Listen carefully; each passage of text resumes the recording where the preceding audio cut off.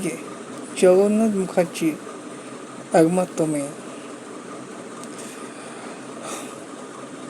পূজা বিয়ে।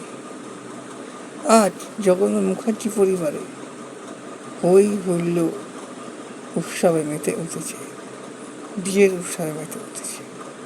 কিন্তু এই সময় জগন্নাথ মুখার্জি নেই। জগন্নাথ মুখার্জি চাকরি থেকে ফিরে এসে ঘরে হাত পা ধুলে, গিন্নি আমাকে একটু চা দাও তো, অফিসে সেরকম চাটা খাওয়া হয়, আমি একাই অফিস চালাই। তুমি একা চালাবে না তো কে চালাবে? তোমার অফিসে তুমি তো মালিক, তুমি সব কিছু, তোমার অফিসে কে চালাবে?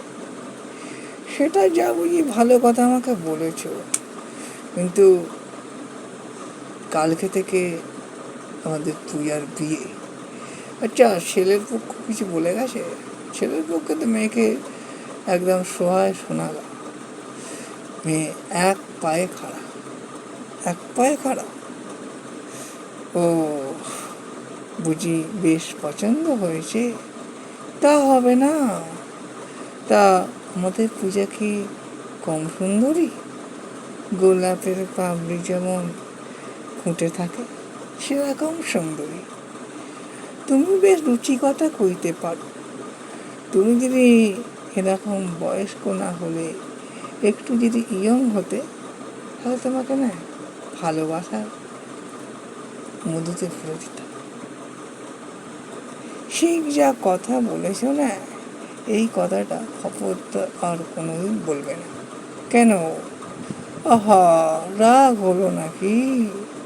এই রাগ করলে কি তোমার বউয়ের ভালোবাসা পাবো?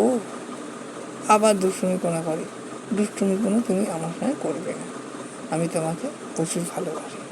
এরকম দুষ্টুপনা করে আমার কাছে তুমি কিছু লুকাবে না, ঠিক আছে? শোনা, তুমি আজকে খেয়ে না, খাবারটা খাইয়ে দাও না। একা হাতে খেতে খেতে না এই হাতটাই জং ধরে গেছে। তাই তুমি যদি হচ্ছে খাইয়ে দাও, এই ভালোবাসা চির অন্তরেও স্বয়ং ভগবানও আটকাতে পারে।